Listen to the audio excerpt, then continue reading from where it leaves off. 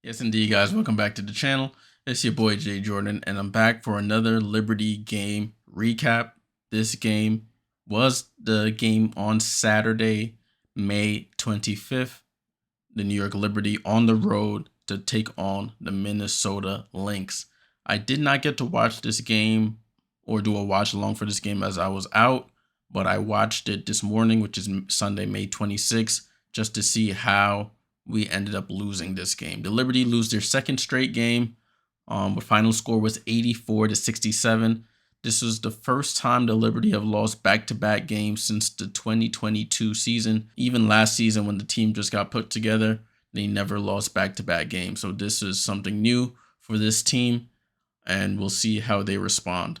In this video, like always, we're going to go over the game as I saw it. We're going to look at the box score, and then I'll give my thoughts towards the end. And as always, guys, if you like this type of content and you want me to continue to create this type of content, make sure you leave a like down below, subscribe, hit that noti bell, set those notification bells to all so you get notified whenever I go live or I post. Salute. So this was the Liberty's third game on the road. This would be the Lynx' second game at home. Both teams played on the East Coast. We're flying back to Minnesota for this game. The Liberty went with their usual starting lineup with Courtney Vandersloot, Sabrina Ionescu, Benijah Laney Hamilton, Breanna Stewart, and Jonquel Jones. For the Lynx, they went with Courtney Williams, Kayla McBride, Bridget Carlton in place of the injured Diamond Miller, Alana Smith, and Nafisa Collier. So for the first quarter, it was a pretty even game. The Liberty came out with a beautiful offensive set to get Breanna Stewart a foul line mid-range jump shot, which she hit, but they immediately gave up 2 points back on the other end.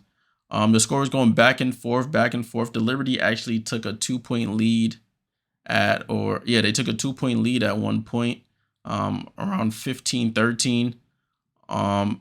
It was about that point where things started to crumble. At the I think it was 17-17 with about 3 minutes to go in the first quarter. The Liberty just went on a complete scoring drought. They were giving up offensive rebounds, giving up an abundance of threes. I think the Lynx hit 6 threes in that first quarter. And before you know it, it was out of control. The Lynx were up 31-17. The Liberty didn't score from the 3-minute mark in the first quarter all the way towards like a little after the 6-minute mark, 5 minutes, 51 seconds in the second. They were stuck at 17 points while the Lynx kept capitalizing on the lead. So almost 8 minutes without a basket, without a single point, a free throw, nothing for the Liberty. It was a combination of turnovers, bad shot selection, people just missing wide open shots. It was all bad, pretty much. It was frustrating to watch, knowing already what the result was going to be. But the second quarter, after they finally scored at that 5:51 mark, Breanna Stewart, Vandersloot, and surprising off the bench, Leonie Fabich came to play. Breanna Stewart just went into takeover mode, started hitting a lot of difficult shots. Vandersloot was getting to the basket, hitting some layups, and Leonie Fabich was hitting some threes. So they closed the gap. They went on a 21-6 run to close the quarter. Got it within 4 at the end of the second, which was 44-40 at halftime. The Lynx were up. Another thing that's been a recurring theme in these past 2 games, Jonquel Jones getting into foul trouble. She stayed out of foul trouble in the first, wasn't super effective offensively.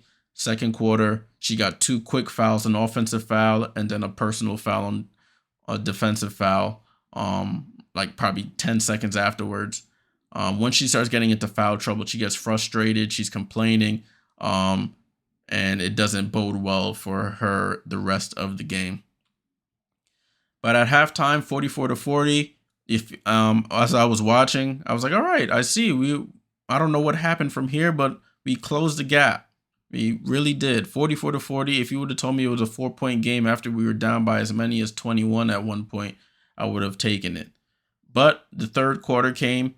We continued to fight. The Lynx went up and we chased right back. We tied it up actually at 55-55 with about 3 minutes remaining in the third quarter. And after that, it just went downhill. The Liberty scored 12 points the rest of the game. 12 points. The Lynx went on an 11-3 run to close the quarter at 66-58. So we scored 3 points in the remaining 3 minutes in that third quarter. A combination of bad rotations, a lot of turnovers that led to points for the Lynx. And it didn't bode well for us going into the fourth. The fourth was just a combination of everything that went bad during the game. They only had 9 points in that whole quarter. They started off the quarter with 2 quick turnovers, a lot of missed shots, missed defensive assignments. They cleaned up the offensive rebounds a lot, but the Lynx were just taking advantage of mismatches. The Liberty seemed to be switching on defense a lot, so it ended up with a guard guarding a big down in the post. They go to overhelp. They splash it out for threes, and all their shots were falling from the 3-point line. Liberty ended up losing 84-67, 18 total turnovers leading to 25 points for the Lynx were the stats that stood out, and the Liberty were 7 for 29 from 3-point range. They really haven't had a good 3-point shooting night since the home opener against the Indiana Fever. Let's take a look at the box score, and you'll definitely see it reflect what we just talked about. So, Liberty 67, Lynx 84. We'll start off with the Liberty stats. So we have Courtney Vandersloot. She had 27 minutes, 12 points, 3 rebounds, 6 assists, 5 for 12 shooting. She had to shoot a lot. They were going under on her, and she was trying to shoot the 3, but she's not a prolific 3-point shooter, as you can see here with the 1 for 4 from 3-point range here. She had 3 steals and 4 turnovers. So 6 assists, 4 turnovers is never good. She was a +6 in her minutes, but her assist to turnover ratio has been terrible this season. It looks like she's lost more than a step. Not even physically, just mentally.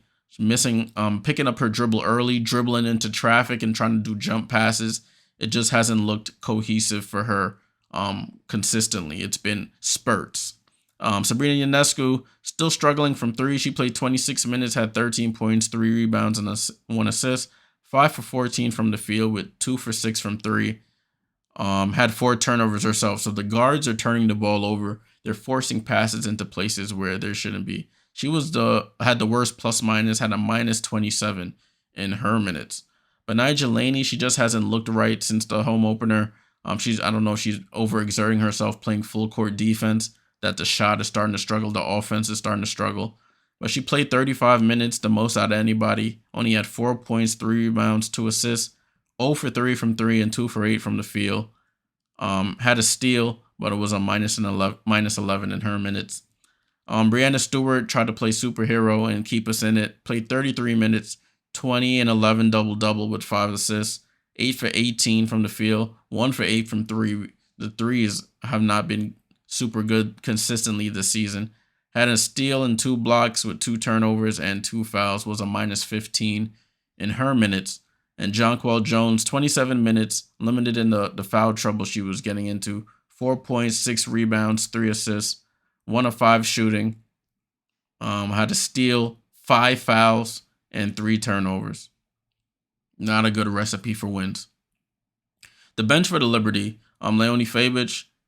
She had this was probably her best game in the Liberty jersey. 19 minutes, 11 points, 1 rebound, 4 for 7 from the field, 3 for 5 from 3. There was a +3 in her minutes. Niara Sabali, in her 13 minutes, 2 points and 2 rebounds, a steal, was a -12 in her minutes, unfortunately. Kayla Thornton, the rotations are a little weird this year. We're going to talk about that later on in the video.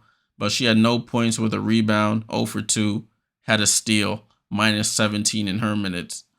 Kennedy Burke hasn't been good since we came back home. Hasn't been good the last couple games. No points in 5 minutes. I guess it's hard to get a rhythm, but you got to make the most of your minutes here. Had 2 turnovers and a foul, -8. And then Dojkic and Marquisha Davis came in with a minute while the game was already out of hand. Got a minute each. Dojkic had a point, and that's the box score for the Liberty. For the Minnesota Lynx, Their starters, Courtney Williams, 24 minutes, 7 points, 4 rebounds, 5 assists. She did have 4 turnovers and a -1 in her minutes. You have Kayla McBride with 34 minutes, had 14 points, 5 rebounds, 5 assists, 4 for 6 from 3, which shows they were hitting a lot of their 3-point attempts. Bridget Carlton got her first start this season, 14 points, 5 of 8 from the field, 2 for 5 from 3. Had Nafisa hits a 3, but she was 6 for 16, double-double with 15 points and 12 rebounds. And Alana Smith, 15 points, hits all 3 of her 3-point shots in the win. Natisha Heidemann played 18 minutes off the bench. She came in, scored a quick 5, hits a 3, and then hits a layup. 5 points, 3 rebounds, 4 assists for her. Dorka Juhas just back from Italy. They inserted her into the starting into the roster, and they dropped Taylor Soule. She had 4 points and 4 rebounds in her minutes. Xander Lassini came in off the bench, hit her first 2 threes. Didn't do anything really the rest of the game offensively, but she contributed in her limited minutes.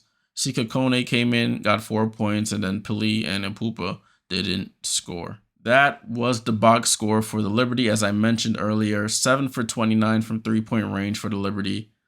The Lynx, they were actually 14 for 28, so they hit twice as many threes as the Liberty on the same amount of attempts. So my thoughts on this game. The Liberty have not played a solid all-around game since the home opener against the Fever. I think that was their best game. Their 3-point shots were falling. Everybody was getting in on the action, and they were playing solid defense. Vandersloot, while she was solid today in the comeback in that second quarter, still making some questionable decisions with the ball. 4 turnovers. I think she had about 6 last game. So we have to figure out what's going to happen there. Sabrina hasn't been that much better in the turnover department. So both of our starting guards giving us 8 turnovers by themselves in a game like that. Jonquel getting into the foul trouble. But that's another thing that's becoming a recurring issue. I think teams are starting to look at her and be like, if we can get Jonquel frustrated early, we can really knock this Liberty team out of their rhythm or out of their usual rotations. Positives, I did see Leonie Fabich finally starting to hit some threes. She hit 3 of her threes in that game. Getting more comfortable. She just came over from Spain, playing in the Spanish league. Didn't really have a training camp. She came maybe the Saturday before the season started, so she maybe had 1 or 2 games or 1 or 2 practices, I should say. Didn't even get to play in any preseason games. So this is basically her preseason, playing with this team, learning a new offense, finding out her spots where she's going to get her shots. So it's still going to be a work in progress, but it was positive to see.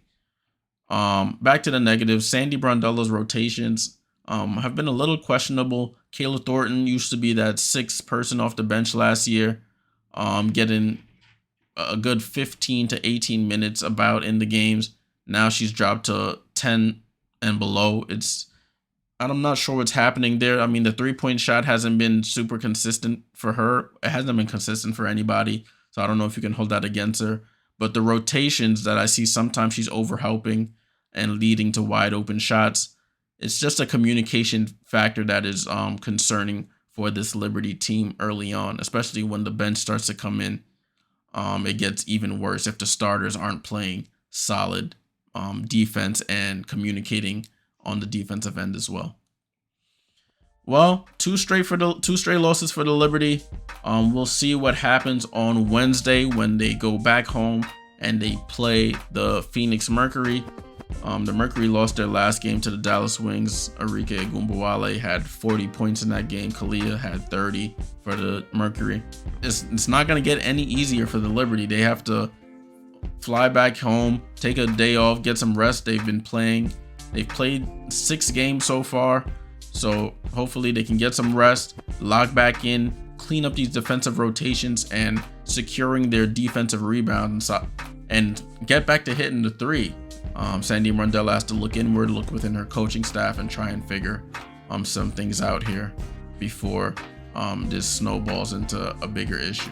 All right, guys, thanks for watching this video. Make sure you leave a like, subscribe, hit those noti bells so you get notified whenever I post, and be on the lookout for more live watch alongs all throughout the W season and more recap videos of Liberty games. Until next time, salute.